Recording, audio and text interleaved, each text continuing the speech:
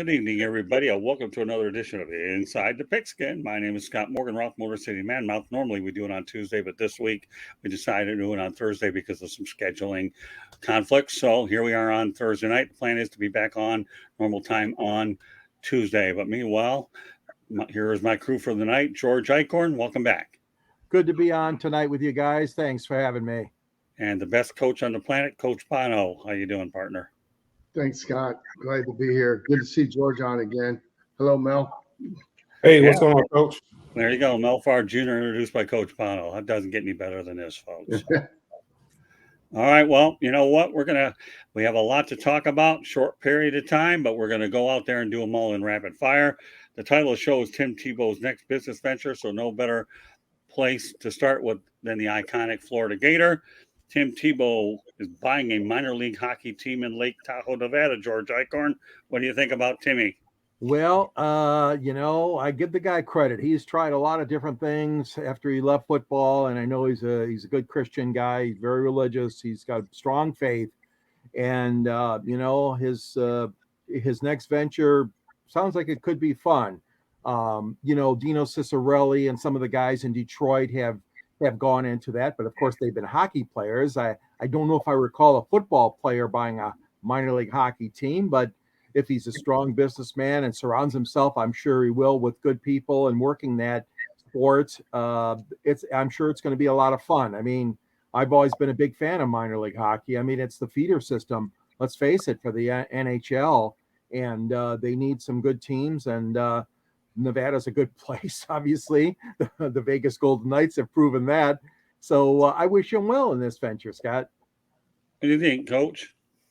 I really don't have a whole lot to add on this. It was news to me. I think, I have a lot of respect for Tim as a man and as a Christian. Was fortunate enough to get to work with him at the Senior Bowl prior to the draft, and really a phenomenal human being. I know he's well diversified. He's got a lot of different things going on, but, see how it goes. I wish him well. Mel? Yeah, I'm with Coach on this one. I don't have a whole lot to add to it. The big thing, team ownership can lead to a lot of different things. Just getting his foot in the door in a minor league hockey team that who knows where that can lead. Lead to. You see, where Magic Johnson started out with partial ownership with the Los Angeles Lakers that was given to him by by Jerry Buss, and then he parlayed that to some ownership with the Dodgers. Now, he's got ownership with the Commanders. You look at how well it's turned out for Michael Jordan, his initial investment and what he was able to sell that franchise for. So they're very, very good investments. You look at what Jerry Jones bought the Cowboys for. So they're good investments. Obviously, he probably doesn't know a whole lot about hockey right now, but I'm sure he's going to get up to speed and learn as much of it as he possibly can. But I think, this is just a stepping stone for him, and he's looking to do bigger and better things. The only thing I'll add to the whole thing is once upon a time, the 1980 Winter Olympics was held in Squaw Valley, California, which is not far away from Lake Tahoe. And I got married one time before my second in Lake Tahoe, one of those gorgeous places on the planet. I was actually married in El Dorado County, California, on the California side, for whatever it's worth. But I love Lake Tahoe. And when you talk about the 1980 Winter Olympics being held in Squaw Valley when the U.S. won the gold medal, that to me is unbelievable. So you're only talking a situation about less than 30 minutes away. This is a brilliant move by Tim Tebow. I love what he's doing. You guys already explained he's a good Christian man. He tries hard. You never hear anything bad about the guy in terms of off-field incidents. So, when you talk, if there's ever a person that you want your daughter to be set up with, I think Tim Tebow, character-wise, is to me just phenomenal. Obviously, he led the Denver Broncos to a playoff win and hung around the NFL a little bit, but I am confident that whatever he sticks his hand into, he's going to do well. And, I even tried baseball with the Mets. Went as far as he could, but I like the move that Tim Tebow is a sharp business guy, and I hope he does extremely well in this venture. I really, really do. You always talk about the good people in sports. Tim Tebow, to me, is definitely one of the good people in sports for sure. All right, on to the next topic, a little bit more disturbing. I don't like talking about these, but unfortunately, it's part of our business. Former Australian rules football player Heather Anderson has been diagnosed with CTE. First known CTE case with professional female athlete, played 7 games, subsequently died of suicide at age 28. George? Oh, it's a very terrible story. I mean, that's it's obviously you guys, Mel and Coach, have been involved with football. You've seen it firsthand. I mean, what CTE can do, and this is just horrible news. When I heard this story about this girl, this young lady that had her whole future, whole life in front of her, and unfortunately, ended up taking her life. I mean, the ramifications of injuries and that is still not to be played around with. I mean, there's still a lot we need to learn, a lot more, and how it affects people from all sports, but especially from football. My prayers and my heart goes out to her family and her friends. It is a sad situation, and it just proves that no matter if you're a young lady or a young man playing a sport, you always got to be on the watch for things and symptoms that may happen and things that may occur that really set you back, and seek the help that you need. There's been so many suicides, unfortunately, in America and around the world the last several years, and it's gotten worse and worse. So we just got to reach out to people, anybody in need, anybody that needs help, whether it's a sports related one or not. My heart goes out. We got to try to help and make a better situation of it, to save them, to help them. Yeah, I should point out before I turn over to Coach Bono that last week we had Jennifer Lee Cobb on, and you know what? She talks about Parkinson's disease, and all I'll say is can't shortchange the head injury situation, no matter how we want to slice it. All right, Coach. Yeah, it's very disturbing. I was not aware of it, honestly, and when I got your message today, Scott, I went and looked it up, and it's just really a tragic thing. The first thing that popped into my mind was juniorseau. You know what I mean? So CTE, how it affects an individual that may already have a predisposition to depression. Does it accelerate that process? There's just so many things that we still don't know. Honestly, I could probably talk for about an hour on this topic. I mean, in the sport of football, I think Mel will attest to this, but look what's happened to the game over the last even 20 years. Man, the men that are playing it are bigger, they're stronger, they're faster. The equipment has changed. It's gotten lighter. It's improved in a lot of ways, but the collisions, I think, are more dynamic. They're more catastrophic. And I even look at the style of the equipment. What's happened. We used to teach, and we still teach, shoulder tackling. Well, the shoulder pads have gotten smaller. The helmets have gotten bigger. So that surface area is very much reduced. I mean, there's just a lot of study, a lot of research, a lot that we know, but there's still, I think, a lot that we don't know. But man, it's my heart goes out to her family, and it's just really a tragedy. I don't know much more else I can say about it. Well, you don't have to. What you said is well said. All right, now. Yeah. The brain is one of those things that we don't know a whole lot about. We think we know a lot about it. We understand some things about it, but we don't quite understand everything about it. And it's, and we all can attest as parents, that's your worst fear, is that your child is struggling in such a way that they feel that that's the better option. Anytime I see something like that, obviously I got 5 kids, man. That's the first thing I think about is my kids and making sure they're all right, and try to touch each and every one of them, and just let them know that sometimes you just don't feel great. Sometimes and it could be because of things that are going on in your life that you just don't feel that good. Every day you're not going to be 100%, but tomorrow's a new day. It's a new opportunity, and just give yourself that opportunity to see what tomorrow brings, as opposed to doing something as drastic as that. I feel for her parents. It's a tough situation. But as far as with CTE is concerned, none of us can really. All we can speak of is what we know, the information that we're given. We don't know from actual knowledge of because any of us are necessarily experiencing these types of symptoms. What that does to the brain. Again, like I said, the brain is something that we really just don't totally understand. Even CTE, this has only been around for the last 20 years. We've been talking about CTE, so something that we didn't know about. It came to the forefront with Mike Webster, and that whole ordeal. Then they started talking about it, and the guy did some research on his brain and noticed some different things, and said, "Hey, this is what it is." And then all of a sudden, you had a influx of players, unfortunately, taking their lives that played this game.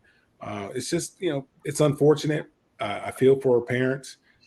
Hopefully, when you feel you're in that, kids, when they feel that, or people, individuals, when they feel they're in that type of situation where they feel helpless or hopeless, that to reach out to somebody and get some help and just pause one more moment and, just give it another chance, because, we all have the opportunity to, we all should have the opportunity. The last thing you want to do is, that's not the best option, because there's people that are going to be hurt, that are going to be left behind, and then there's other options, and I would hope that people would seek the alternative options.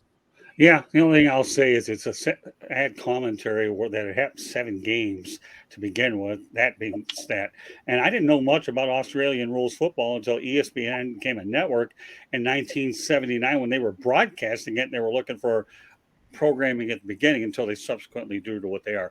Folks, I should point out that Inside the Pigskin is being broadcast around the world. The audio version of Inside the Pigskin can be heard on iHeartRadio, Apple, Spotify, Google, wherever you get your podcasts. Please hit the red subscribe button on YouTube, South Florida Tribune. We're striving for 1,000 subscribers. Please also comment, like, and share the broadcast. Want to be a guest? No problem. Participate in the chat room or send topic ideas to South Florida Tribune at gmail.com.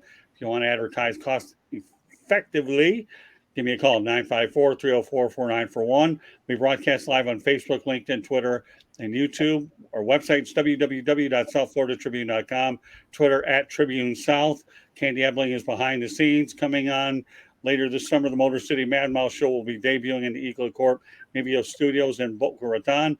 And actually, my co-host will be Dr. Edwin Hernandez, and he is the owner of Eagle Corp, which is a technology-based company here in Boca Raton, Florida. And so a lot to look forward to on there. And I'm also the president of broadcasting for Eagle Corp Media Studios as well. So I'm looking forward to bringing my experience to that network so that I can carry over not only what we do at the South Florida Tribune, but also be able to combine both entities to make them stronger so that we can reach a lot more individuals for sure. With that said, New York Jets are going to be featured on Hard Knocks. Oh, my goodness. Aaron Rodgers. Oh, here we go, George. Yeah, well, it doesn't come as a total surprise. I mean, there were some thoughts about them going back to the Lions, and the Lions, of course, would not want to have any part of that for 2 seasons in a row, two preseasons, 2 training camps in a row. If that, and the Jets obviously have been in the headlines, ever since Aaron was, deciding where he wants to go and what's going to happen, the way he moved out from Green Bay, and he's now with the Jets. And obviously there's a lot of talk about, how is that going to work out? What's going to be the storyline and that sort of thing. So to me, I wasn't totally surprised, because obviously if they were going to feature one team, that probably would have been the one that I would have picked too. I mean, obviously he's the biggest name that has moved around in the off season. That being said, I mean, as a coaching staff, as a team, you can't look at that as a distraction.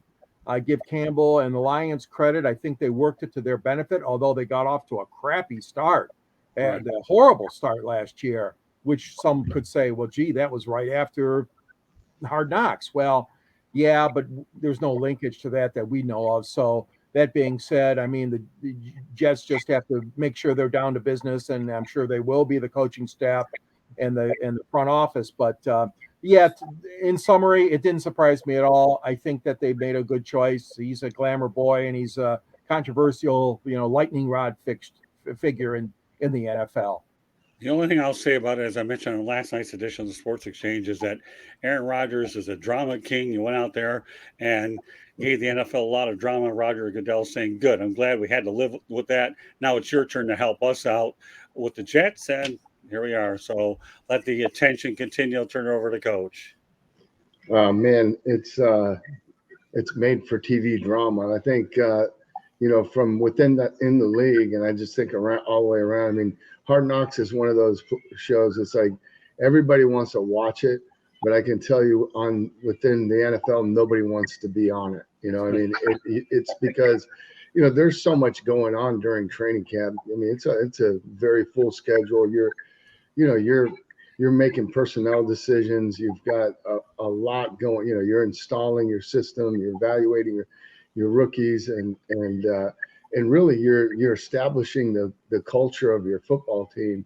And to try to do that while half of your team is mic'd up and there's cameras everywhere. I mean, I was a part of one, and really the COVID season in 2020 with the Rams. We were selected. Now we split time with the Chargers, so it wasn't as bad, but it's, you want to say, okay, no one pay attention to it, everybody ignore it, but it's impossible to. It really is. And I mean, it's invasive. I mean, you can't possibly, you are going to be a little bit guarded in what you say and what you do. And, it's always interesting because, my deal is like, if I was a player, I would not want to be featured on Hard Knocks because most of those guys end up getting cut. I mean, they'll probably follow Aaron around, but I don't know how much they'll actually mic him up. But they always pick out 2 or 3 guys and they follow him around, and that's what makes the good drama. And when the Turk comes around and tells them to go see the head coach and bring their playbook, so I mean, again, it's great TV. I think it's great for the fans. It's great for the NFL, but within the league, I know that no one's ever really excited to be on it. All right, Mel. Yeah, I mean, I think it was a good pick. New York's obviously a large market. Detroit's a small market, but last year was really the first time I ever watched it because it was my hometown Detroit Lions that were part of it. I actually found it kind of enjoyable, and I think for the casual fan, you get a little insight of what's going on during training camp, the kind of things that happen, the kind of conversations that may happen regarding players and evaluations. I think it's a helpful insight for their product. And again, this is a product that the NFL is selling, and they're selling eyeballs, and they have another opportunity to do it. I know as Coach Bono alluded, most teams don't want to be involved in it, but everybody likes to watch it because, let's face it, everybody's getting a little antsy right now, and they're looking for something to consume football-wise, and this kind of takes that place during the preseason where you have an opportunity to actually see what's going on behind the scenes during training camp. So I think New York is a logical choice with Aaron Rodgers moving, and he seems to be rejuvenated at this particular time. I think people want to see how he prepares, see how he gets along with players, see how he's going to get along with players based on some of the things we've heard going on in the past with Green Bay. I think it'll be an interesting look for people to get an opportunity to see another side of Aaron Rodgers and how he prepares. And plus, he's Hollywood anyway. He's dated actresses and stuff like that, so he's in his element. He's never been shy of a camera, and so he's in his element. So I think this is the perfect place for Hard Knocks this year. All right, 2 more topics I'm going to get to before Mel takes over. One being the intrigue of the 2023 season will be the rivalry between Cincinnati QB Joe Burrow and KC QB Patrick Mahomes. George Eichhorn. We talked about it last night. Yeah, and those 2 guys they're at the top of their game right now, their maturity level, their competitiveness. It's a great story in the AFC. The AFC is a lot of young quarterbacks that are very successful, obviously led by Patrick and Joe. You can't get enough of them. I mean, if you're a football fan, you got to love it. I mean, I remember the old days, and Coach and Mel, you do too. I mean, Oakland and Oakland and Kansas City, that was a big rivalry, and other rivalries through the years. Look at the Lions. I mean, Bart Starr, where the Lions didn't really have a number one quarterback back then. I mean, after Bobby Lane left, but I mean, a lot of franchise and a lot of rivalries are geared towards, that star quarterback going up against the other star quarterback. So we've seen it happen throughout NFL. And I think it's really refreshing, and it's captivating for the fans, because those two young guys are, I still call them young, obviously. They're winners. Mahomes is more of a winner, obviously, so far. But him against Burrow, I mean, that's must-see football for me, and I think the fans as well. Coach? I agree with everything George said. I don't really have a whole lot to add. I think the only thing that I would say that would make it better would be if those two guys were in the same, really what made me think of it when George said, Oakland and Kansas City, is those two guys were in the same division, and they had to square off against each other, That's a good point. twice a year, like, Stafford and Rodgers. And I mean, but gosh, we've got some outstanding young quarterbacks in the league. I know we're going to talk about another one coming up here on the show, but man, good stuff. Mel? Yeah, I agree. The only thing better would be if they played in the same division. That's exactly what I was thinking about too, and especially when you brought up Oakland and Kansas City. You look at the AFC. I mean, in the North, you got obviously you got Joe Burrow, and then in the East, you got the guy up there at Buffalo, and in the West, you got Patrick Mahomes. So I mean, there's some tough quarterbacks there. Not the South is waiting for somebody to ascend to that leadership, to ascend to that level that these guys have ascended to, because these guys are playing, they're at the top of their game. There's no question about it. Joe Burrow's at the top of his game. What he's done with Cincinnati, as long as they don't mess it up, they have an opportunity to, go deep in the playoffs for a number of years. So, as long as they don't mess it up, I know he's up for a contract extension this year. My buddy, he works for the Bengals. I asked him if they're going to take care of him if he needed to take a pay cut in order for him to get paid. He said that they're going to make sure that he gets taken care of. So, yeah, I mean, it's exciting what's going on right now in the AFC. Coach, you're making a great broadcast in the short time we've had, because you have certainly picked up on the language called segues, which is where we were leading with it. So just to reward you for the segue, I will lead into this via you, and then I'll go around the other way. Okay. So what can we expect from Buffalo Bills quarterback Josh Allen, Coach? Man, I'm a huge fan of this guy. I really am. Have a little bit of history with him. I watched every one of this guy's games, his junior and senior year. And it wasn't because I was scouting him. It was because I drew a short straw and had to take my Chippewa, Central Michigan Chippewas out to Boise, Idaho to play the Wyoming Cowboys in his senior year. So I had a chance to see him live in his last college football game. And I just remember at the time watching him to study him, but not only to study him, but gosh, it was just entertaining to watch him because he was so doggone good. And he was hurt a little bit his senior year, so there was a chance that he wasn't going to play, which I'm not embarrassed to say that I was really hoping that he wouldn't, because I think we would have had a chance in that game if he hadn't. But predictably, he healed up, and being the competitor that he is, he played in that game, and he absolutely lit us up. All right, I mean, but this guy's really good. He's special. I mean, he's a freak. He's got, he has size. He's got the prototypical drop back size, but the guy runs. I mean, he can pull it down and really hurt you with his legs. He can extend plays. I've just watched him get better and better every season. I just think, just like the last two guys that we talked about, he's a phenomenal competitor and phenomenal quarterback. And it's great for Buffalo. It's great for the NFL. And, man, it's great for the fans. Well, we all know Jim Kelly was there, and the Buffalo Bills hadn't been able to find a franchise quarterback to this magnitude in a long time. So they got one now. Yeah, they sure do, Coach and Josh Allen. All right, Mel. Yeah, Josh Allen's a heck of a competitor. You look at how he started out. He looked like he was going to be a bust, and all of a sudden, things started clicking for him, where he can just not only can he beat you with his legs, but he also can beat you with his arm. Get a good running game in there. Don't rely on them so much. Look at the things that went well last year, the things that they can do better this year. What kind of caused them not to be able to get all the way to the Super Bowl, because you look at the first half or the first quarter of the year. I mean, they looked unbelievable. Then all of a sudden, some things started happening, and then in the playoffs, obviously, they didn't. I don't know. They didn't make it to the. Did they make it to the? No, they didn't make it to the AFC Championship game. So I don't think. I think they played Cincinnati. No, they didn't make the AFC Championship game. So you have to kind of look at what we did well, what we need to improve on. What's going on there. I know they lost their defensive coordinator there, so we'll have to see what happens. But Josh Allen, he's a beast. I mean, he's the real deal.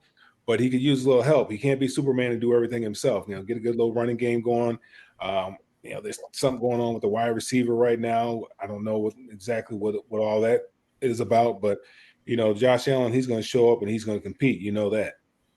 George. Yeah, boy, I don't have a whole lot to add. I mean, Mel, you hit it. I mean, he's got to have the supporting cast on offense and defense. I mean, what makes these teams great and makes these quarterbacks great is you surround them with the personnel. And obviously, Matt Stafford got that with the Rams, and we've seen that before with Rodgers in different seasons, but now with Mahomes and Burrows, and the same goes for Allen. He's got great tools. Like you guys said, he's great on his feet.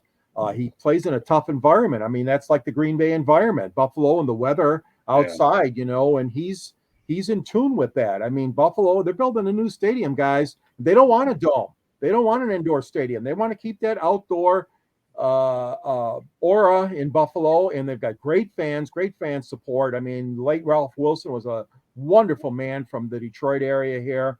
And he molded a great franchise in Buffalo, obviously starting out in the AFL. But all that being said, yeah, Josh Allen, he's got great tools. I mean, surround him with the best offensive line and the offensive weapons, and then obviously get the job done get the job completed on defense. And they're right there. I mean, they got to compete, and they got to get that monkey off their back, guys. I mean, they never won the Super Bowl. Jim Kelly, like you said, Scott, was the name out there and led them to so many Super Bowls. So they're hungry, man. They want that. They want to get off that record of no wins in the Super Bowl. Coach, you made a great point about Josh Allen making life difficult for you with Central Michigan. But I'm going to tell you, I saw Zach Wilson play down there with Brigham Young, and he lit up Central Florida like you wouldn't believe. And I thought for sure, and he still can be salvaged. I wouldn't put him in the bus. I think the best thing that's going to happen with Zach Wilson is being able to learn under Aaron Rodgers. So he's definitely salvageable. But it's funny how you mentioned, though, the Josh Allen comparison, and Zach Wilson will be fine. But when you talk about certain players that light teams up and they catch your eye, the first one that came to mind is Zach Wilson, who I think you may hear a lot more of hard knocks around him than most of us are even thinking on the surface. So I'll be curious to see how that all plays out. I just want to make a point. All right, Mel, I'm turning it over to you. Yeah. It was, over the past this weekend, I want to get you guys' thought on this. We saw what happened at Northwestern with the coach there. Initially suspended for 2 weeks, and I didn't really get into a whole lot of it, reading into the details of exactly what was going on. But initially, it was a 2-week suspension, unpaid 2-week suspension, and all of a sudden, a player comes out. It seems like a player that may have had an axe to grind, and was wanting him to be fired. Was wanting him to lose his job, and ultimately, that's what happened. And you look at the success. And it's an unfortunate situation because, and I'm not sitting here saying that I agree with what was going on at Northwestern. I don't know what his knowledge of what was going on at Northwestern. I don't know how much knowledge he had of it. Obviously, because he's in the position that he's in, he played at Northwestern. He kind of knows that, what goes on at Northwestern. He kind of has an idea of what kind of, what goes on there that he probably should have known if he didn't know. But the thing with Fitzgerald that gets me is he was extremely successful. I mean, he really put Northwestern on the map where they became competitive. competitive year in and year out. And it's unfortunate that at this late in the game, getting ready for summer camps to open up, that he ends up losing his job. I just wanted to get your thought on what you thought about Northwestern relieving Fitzgerald of his duties, George. Well, Mel, I think this situation is really sad, obviously, in a number of sense. And let's, he's going to sue. It sounds like it. I mean, he's challenging it from what I heard legally, but I very much doubt he's going to get his job back. It's a very, hazing. I've never been a fan of hazing. Okay. And I'm not a guy that's played a lot of sports. I know a lot of you guys have on here, obviously played more sports than I have, but I've never been a fan of hazing. I know it's, it's done for, the Greek groups on campus and all that, that fraternity and sororities have done it. But football teams, when I hear that, I am alarmed. I'm not a fan of it at all. And you're right, Mel. I mean, he's done so much for the Wildcats. I mean, they have turned that program around. I mean, they used to just be the doormats. We all remember Northwestern was made fun of. I mean, Michigan would play there and win 65-0 or whatever, and Ohio State would, and everybody else would have them. But, they turned it around. It's a very intellectual school. It's highly regarded, as you guys know, academically, and it's a sad situation. I was alarmed by it, and but let's get all the facts out. But yeah, they lost a great coach. They really did when they fired him. Coach Bruno, being a coach, I'm sure you had some feelings on that. What was your feeling when you heard that he was terminated? Well, I was shocked. I had followed it up to the point where the suspension occurred. Again, like George alluded to, I mean, Pat's success at Northwestern, it's unprecedented. And, the respectability that he's brought to that program at a place that's very, very hard. Okay. Let's not make any mistake about it. It is hard to win at Northwestern because, obviously it's a tremendous academic institution. They don't get any breaks from an admission standpoint. Once the kids are admitted, there's no fluff programs that they can, hide somebody in. They're taking real academic courses and getting a very outstanding degree. I know Pat personally. He's a friend of mine. My heart, I'm disappointed in the decision. I think in general, I think college, being a head coach in college, I think a lot of times you get far too much credit and you get way too much blame at the same time. I mean, you've got 120 student athletes. You've got a staff of probably, when you throw in all the recruiting people and all that stuff, 50 or more. I mean, if, should he have known? Yeah, he should have known, but why didn't he? And I just know Pat well enough. He's a first-class person, first-class individual, that if he is aware of it, if he was truly aware of what was going on, I guarantee you he would have done something about it. So somewhere along the line, there were mistakes made, whether or not somebody on the staff or other people on the staff knew about it. Those are all the questions that I would have, but it's unfortunate. Again, it's unfortunate for the young men that are on that team, especially the seniors that are getting ready to play their final year of college football. They only get one of those. Yep. There's no do-overs, and so it's just it seems like after the fact knee-jerk reaction to me. They did an independent investigation. They brought somebody in from off campus to go through it. And, when they made the decision to suspend them without pay, they had all the information in front of them, so to then go back and say, oh no, we're going to terminate you. I don't like it.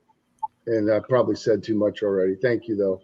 Yeah, I feel you go from 2 weeks to termination. That's a there's a large gap in between there. Yeah, So you wanted to add, Scott? Yeah, as a matter of fact, there is 17 years there, took the program to incredible heights.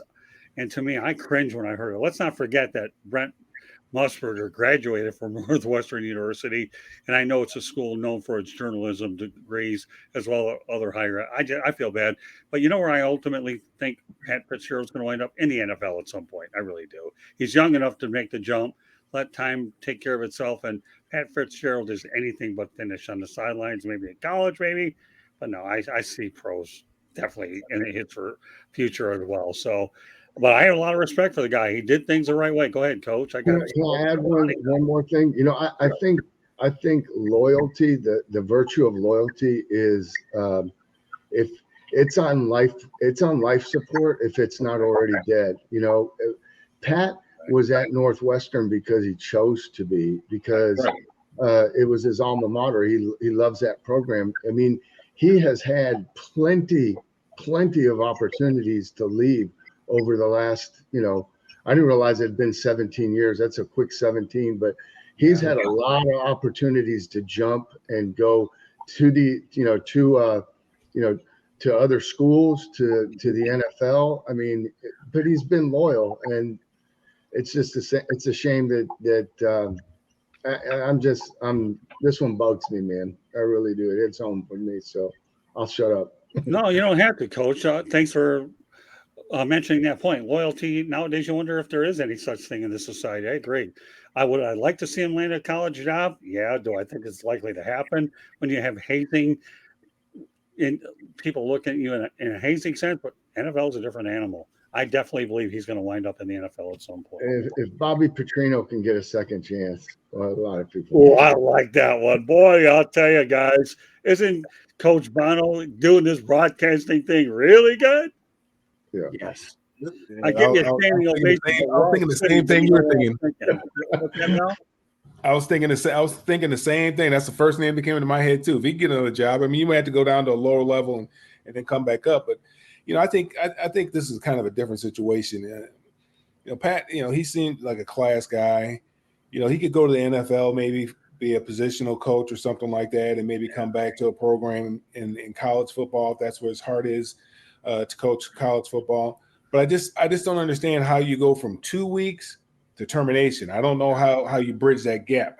You know, what happened in those 48 hours where, you know, when you had the full report in front of you and you say, you know, you speak with him and you say, hey, we're going to give you a 2-week unpaid suspension. And then, you know, 48 hours later, you know, you say, hey, you know, we're going to terminate you for cause. I don't know how you get there. Yeah, the only thing I could add to that would be public pressure. Other than that, and by the way, Coach, you passed the GMTA. Great minds think alike, because you know when we're talking Bobby Petrino, you're doing public pressure. The only thing I can think of. And alumni and supporters, they could have gone behind his back. You get that happening too. Okay. Anything else you want to add, Mel? Yeah, just real quickly. Big 12 had their media day, and this is NIL money at work.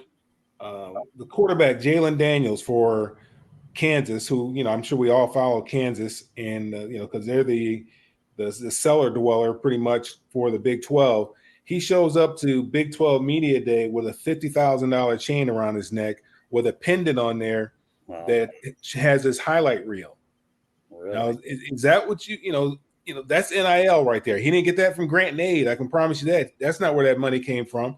That's NIL money. Is that how we want these kids to utilize their NIL money, is spending $50,000 on a chain with a pendant on it that has his highlight reel on it that he can change and put any kind of highlights on there, where basically like a small little television screen there. Wow. That's NIL money at work. And then we're talking about Kansas too. I mean, you're able to do that at Kansas. Well, what are they doing at Georgia? What are they doing at the Alabamas, the Floridas, the LSUs, USC? You know, some of these big time programs where, you know, Texas, you know, where the boosters are, you know, where you have a rabid fan base. What are they doing at those kind of programs? He's able to do this at Kansas. There's no telling what they're doing at other programs, you know. And, you know, I've talked about NIL, how I don't particularly care for it, the way that it is currently. I think it's the wild, wild west out there. They're going to have to do something about it. But, I think we talked about it before, George, but give me what do you think about the NIL? Well, I tell you what, I wasn't a big proponent of it, and that you certainly have understated I mean, it's just over the top. I mean, I heard about that story and I couldn't believe it. And that's the thing. There's the control of it, what they're spending it on, what they're buying or purchasing, and all this stuff. But that's an incredible story. I mean, there's a lot more better things he could have done with it. And you're right. I mean, here he's with one of the smallest, and not so much a winning program at Kansas, obviously, but no, it's got to get reined in somehow, Mel. And that's just a perfect example of how crazy it's gotten. And to me, wasteful spending of the money. But again, these kids nowadays, they're a different breed than we were, and they're I don't know. It's an incredible story. I don't like it, and there's got to be some guidelines of some sort. Where they're going to come from, I don't know. Coach Bono, how do you feel about NIL? Well, I think the system's clearly flawed. I think if you ask any head coach or any college coach, they're gonna agree. I think the spirit behind it, I agree with it, but the execution it's poor. The only other thing that I would have to add is, where's the KU administration? Where's their leadership to let that kid do that? You would think that some experienced hand would be able to grab them and say, hey man, I love the chain. It's awesome, but maybe this isn't a place you should really want to showcase it, because you don't need to put that spotlight on yourself in your team as a player. You know what I mean? I'm a proponent of kind of flying under the radar and just showing up on game day and dominate when it counts, in between the lines when the lights are on. I just think the whole thing's flawed. I really do. Yeah, I think there's a lot, I don't like NIL because it doesn't spread it evenly. I think all players should be entitled to the same amount of money. And I think, when they filed the lawsuit, that was the whole thing. It was about the institutions compensating the players, not it just being a free-for-all where it is right now. It's just a free-for-all. And, like I said, it's a wild, wild west. I was having a spirited conversation with a guy online about the transfer portal. That's another thing that I have a problem with, because we were talking about I think it's Tom Luganville was talking to some kids about, the transfer portal and, what coaches are looking for. Coaches are looking for competitors, and what's in the transfer portal is a bunch of non-competitors. People who don't want to compete are in the transfer portal, and people had problems with what he was saying. And I actually agree with what he's saying. And I've told you guys this before, every kid wants to transfer their first year because they all think they're studs, stars. They came from, they were the man where they came from. I was the number 2 running back in the state of Michigan. Eric Ball was number 1. You get there, you only know a couple guys that they recruited that they might tell you about. Okay, we got this one guy, he's the number 1 or number 2 back in the country. And then of course we're recruiting this guy here, who's the number 1 running back in your state. And you get there, and there's 6 guys there. You got the number 1 running back in Colorado. He's there. You got this kid out of Huntington Beach. He's there. And then you got Ken Norton Jr., who was a single wing quarterback in high school. He's there. You don't know about all that. But the thing about it is, if you compete, competition doesn't only make you better, it makes the team better, right? Because you're putting the best person out there. And there's ways to get everybody playing time. I think it really messes with your competition. And look at Nick Saban. I think he's having a difficult time with it right now. Kirby's killing them right now. Georgia, the way that they recruit, they're killing Alabama right now. You have to recruit your players all over again. You have to be, you have to kind of, with kid gloves. You just can't really coach them hard the way that you feel, the way that you need to, because you hurt their feelings. They're going to say, "Oh man, I'm going to go ahead and get in the transfer portal." Those are 2 things that I hate: is the transfer portal and the NIL. Now, the thing that I was saying to the guy online is, I don't have a problem when the coach leaves or the coach is fired if the players get in the portal. I don't have a problem with that. But just because things aren't going your way, because we've talked about it before. These guys are coddled, from little league all the way up. The stars are coddled in their programs, and then they get to a big time program, they want to be coddled as well. And it's just not the way life is. Life ain't always fair, and you got to work for things. You get what you work for. You're going to get what you earn. George, what are your feelings on the transfer portal? Well, I agree with you, Mel. I mean, your assessment. Yeah, you got a lot of disgruntled players. I couldn't get along with Coach Harbaugh. I'm going to go to the portal. I mean, I know it goes deeper than that, but the coaching staff didn't fare. This guy beat me out. I'm not getting a lot of reps. I mean, there's a lot of things that go into the reason why. But you're right. You're getting a lot of kids that just are not happy because of their playing time. Their parents might be behind the scenes egging them on to try to get out of there and get to a situation where they'll be a starter. Sometimes it's a lesser program. Most of the times it is, but a lot of times it is. And I'm not a big fan of it because I think it's just too wide open. I mean, Michigan's, their basketball players have left. I mean, their football players, every school has had guys coming and going, but I do think that it's being used the wrong way by a lot of teams, a lot of players themselves and their parents or whoever is pushing them to try to get out of the situation that they're in. And, we're supposed to be competitors. Coach, you've been through it. You encourage the guys, you work out, have good work ethic, good locker room rapport. I mean, all these things that go into it, practice. And then all of a sudden we give this opportunity. Oh, well, I'm going to go to Kansas. I'm going to go to UCLA. I'm going to go to Miami or wherever. I'm not a big fan of it either. I don't mind when a guy does a grad transfer. I don't have a problem with that. You spent 4 years at a program, whatever, and you've graduated early, or you did 3 years at a program, you graduated early, you want to do your fourth year somewhere else. I don't have a problem with that. But what about the camaraderie? I mean, you grow with a group of guys that you came in with. Some of the guys that I went to school with are still some of my closest friends. Right. That we have a chat, we talk all the time. These are guys that we've gone we've gone to battle with one another. So Right. we have that certain bond that we have. We were down there in that weight room doing things that we had to do, running hills and all those kind of things. You miss that when you jump from one program to the next program. And in the portal, there's only so many seats in the portal. When I say that, there's only so many scholarship opportunities for you when you land in the portal. I want to say, there's still probably 50% of the kids that enter the portal are still in the portal, still looking for somewhere to hang their hat. And that's what I don't like about it. You're going to give up your spot for some uncertainty. The grass isn't always greener on the other side of the fence, man. If you water your grass and you fertilize your grass and you mow your grass, man, your grass could look good, just as good as your neighbor's grass. But you got to be willing to put in that work. These kids don't want to work. And, whatever happens after you put in that work. There's a lot. I mean, we had 3 running backs drafted the year I was drafted from UCLA. Now we all couldn't start. We didn't run the wishbone.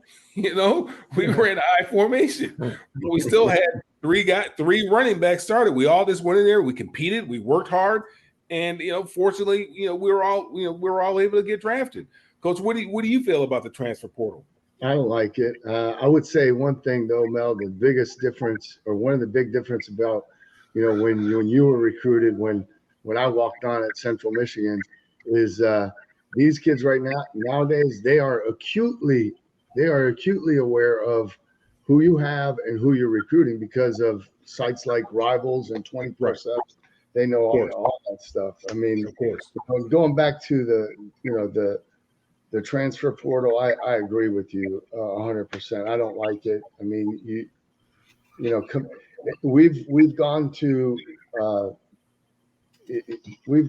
where college football for the most part now is completely transactional, and for me, I always looked at coaching. One of the biggest reasons that I got into coaching was I loved the game, but also, I wanted to be that mentor for kids that like I had when I was coming out of school, or really all the way through youth league sports, all the way through high school and then college. I mean, I was fortunate enough to play for some great coaches, but they were really great men that helped me develop into who I am today, and wanted to pay that pay that back. And unfortunately, even the best intentioned coaches now are having to make business decisions. It's becoming more, like I said, transactional.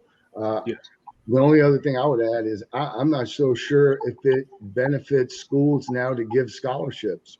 I think they should be give them room and board, but let them, as much money. If they're getting that much money out of with the NIL stuff, let the guys pay for their own education. Or you're going to have a two-tiered system where you have the big money schools where the players can generate a lot of income for themselves. And then maybe your group of 5 schools become another division where they're giving scholarships out, and you don't have a mixture of the two. I wouldn't be surprised to see something like that, down the road, or some of these bigger schools really break away from the NCAA, because let's face it, it's professional sports now. I mean, we're calling it amateur because, they technically have amateur status, but they're being paid. They're professionals it's really a minor league system for the NFL now. Yeah. Well, thank you guys for your comments. Scott, I'm gonna turn it back over to you. All right, thanks, Mel. I'll just add to this just a little. Number one, I think all of college football is very flawed, period. Item number 2, we talk about the University of Kansas situation. Do any of you guys know who the head coach is there? I have no idea. Lance Leipold. Lance Leipold. Okay, you guys know? Well, all I can tell you is Lance Leipold had a great career at University of Wisconsin Whitewater, my wife's alma mater, and he also did a heck of a job over to the University of Buffalo. I believe they're the Bulls. Is that correct? Yep. So if any of these guys are going to earn their highlight reels, I hope that Lance Leipold has a lot of wins bagging for him this year. And remember, this guy ended up getting this necklace, and he didn't play for the basketball program led by Bill Self. So let's not disguise football for basketball, even though I do think the Kansas Jayhawks football team is on the upright.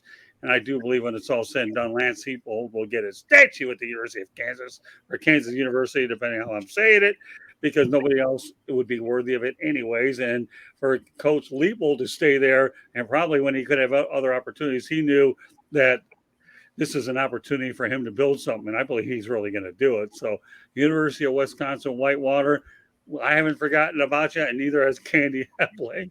And Buffalo, well, what could I say? But no, I think the whole thing's flawed.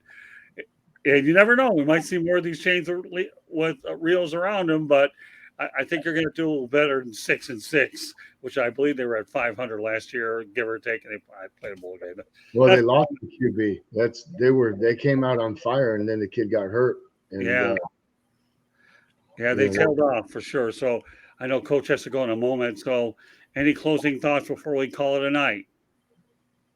Nope, we're getting ready for training camps. The Lions start the middle of next week, and the KC Chiefs and the Lions will be the first 2 NFL teams to open camp, because they're starting out, of course, on the Thursday night opening weekend of the season. All right, so let me go over a few things really quickly before we call it the end of the line here. Just one last time in case you're joining us. Okay, Inside the Pigskin is being broadcast around the world. The audio version of Inside the Pigskin can be heard on iHeartRadio, Apple, Spotify, Google, wherever you get your podcasts. Please hit the red subscribe button on YouTube, South Florida Tribune. We're striving for 1,000 subscribers. Please also comment, like, and share the broadcast. Want to be a guest? No problem. Send topic ideas to southfloridatribune@gmail.com. If you want to advertise cost efficiently, call me at 954-304-4941. We broadcast live on Facebook, LinkedIn, Twitter, and YouTube. Website, www.southfloridatribune.com. Twitter, @TribuneSouth. Candy Ebling is behind the scenes. Coming up later this summer, the Motor City Mouth show will be debuting in the Eagle Corp Media Studios in Boca Raton, Florida, for which I am the president of, owned by Dr. Edwin Hernandez. We'll keep you posted.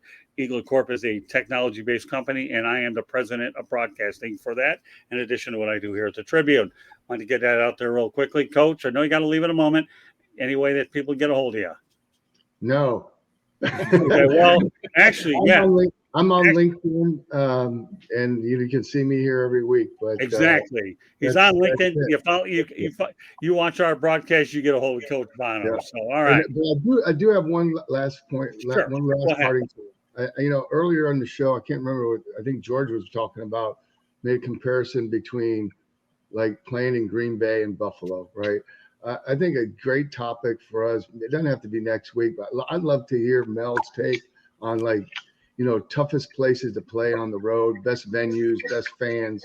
That might make a good topic. I'd love to hear what Mel, what I have my own feelings. I'm not playing all the stadiums, so I might not be the one to do that. I haven't. Still, Coach, guess what? I just wrote it down. We'll talk about it Tuesday night. Think about it over the weekend. Mel, some closing thoughts. Let everybody know how they get a hold of you. Get a hold of me on all the social media at Mel Farr Jr. That's Instagram, Twitter, Facebook, LinkedIn, and Threads. Yeah, I'm on Threads too. And then follow what we have going on for the youth here in Georgia and also up in Michigan at melfarr.org. So we're going to be leading off with Coach's suggestion. I am an open individual here. Suggestions appreciated. That will be toughest places to play in the NFL will definitely be a point of conversation on Tuesday night, Coach. And guess what? You're going to, you might as well go ahead and have that list. You don't need it. It's probably in your head anyways. All right, George, go ahead. Let everybody know they get hold of you. We know you're the author, right, Mr. Author. Detroit Sports Broadcasters on the air. We got football, a special section on football with the great Van Patrick leading the way, of Detroit's announcer, Bob Reynolds, Frank Beckman. We had some great ones. Dan Miller does a great job now. Scott's in the book. He's featured with Muhammad Ali and with Jimmy Connors. And there's a link to purchase the book at the end of my column, which is featured on the South Florida Tribune website under the Motor City Tribune. I'm a writer there. You can reach me at gicorn@yahoo.com. And also LinkedIn on my name. And also you can reach me at SanGSports99 on Twitter. So good to be part of the show again. Thanks for having me. There you go. We'll put a bow on this edition of Inside the Pigskin. George Eichen will be on Tuesday night. Now that he knows he's going to be thinking about the toughest places to play in the NFL. Also should have Travis Holmes back in as well. So he'll be have the opportunity. So meanwhile, that wraps up this edition of Inside the Pigskin. So on behalf of George Eichhorn, Coach Bono, and Mel Farr Jr., my name is Scott Morganroth, the Motor City Madmouth. Thank you for joining us tonight, and we will catch you next week. Everybody, have a great weekend.